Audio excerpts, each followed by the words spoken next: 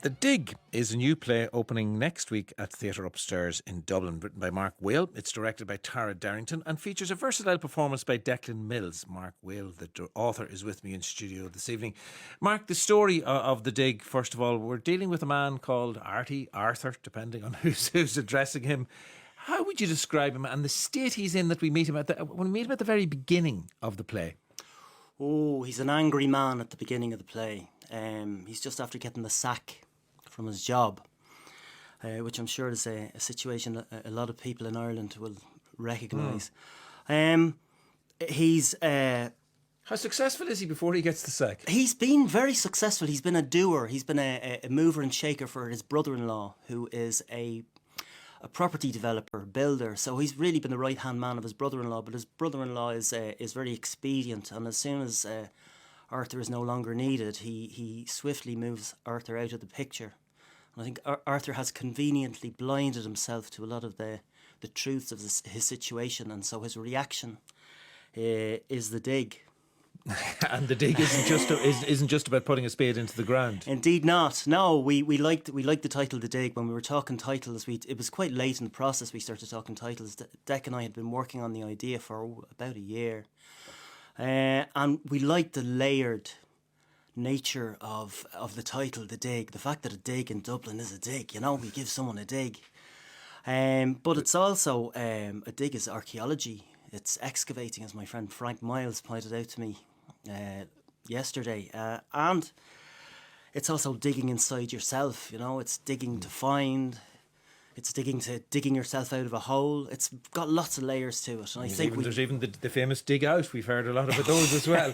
Let's listen to a clip from the piece. Now, we should explain that Declan plays all of the parts. And it was conceived from the very outset as a one-man show, was it? Absolutely, yes. So the section that we're about to hear, very early on in the piece, the dig has just happened, and he's just hit his brother-in-law. Indeed, he's arrived home after a short reflection, and he arrives home to find his world beginning to collapse around him. And his wife is called Jenny. Indeed. As soon as I turn onto the crescent, I see there's trouble. A couple of lads are carrying our couch out through the front door.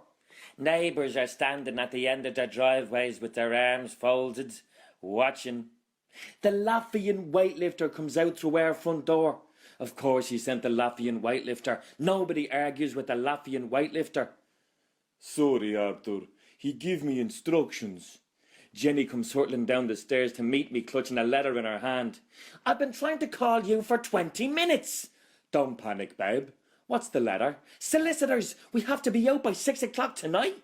I'm going nowhere. This is our home. Babe, I punched him in the face. I think I broke his nose. You did what? Oh my Jesus.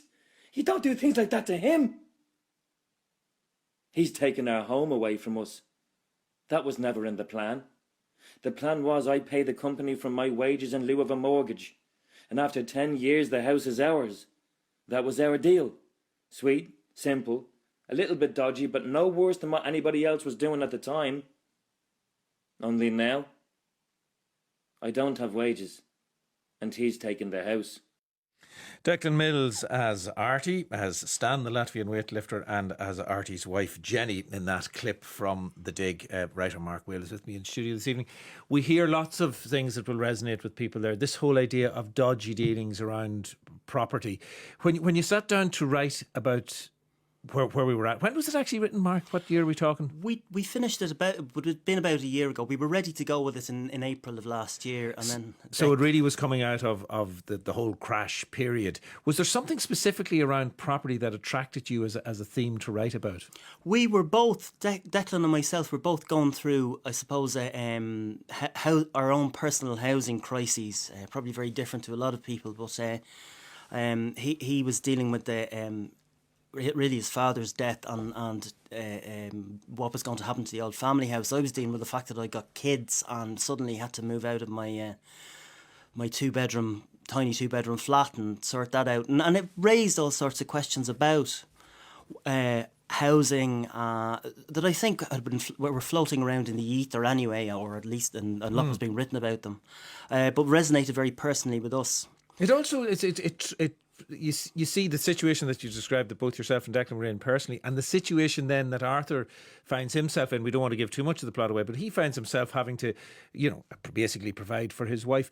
What were you writing around the responsibilities that men find themselves with in contemporary society? Oh, well, this was a big question we were asking ourselves all the way through the conceiving of it. But I think we as men are going through a very silent crisis in many ways. I think, well, everyone's gone through a crisis. Women have been going through their crisis, and how do you describe how would you describe the male crisis as you see it? I think it's a crisis to do with we know very well now, I think, what we shouldn't do, or what would be best if we didn't do. But it's very hard to know what we should do, how we should act, how we should behave. As men, to remain feeling that we are men. And do you think that previous generations of men didn't have that sense of not quite knowing what to do? I'm sure they did, but I think the context in which they felt it was very different, and their responses would have been very different. Obviously, my parents' generation, their responses would have been very different, I think.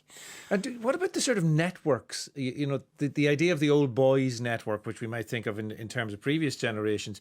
Do modern men, does contemporary man have that type of network, or maybe a network that's more laudable than the old boys network?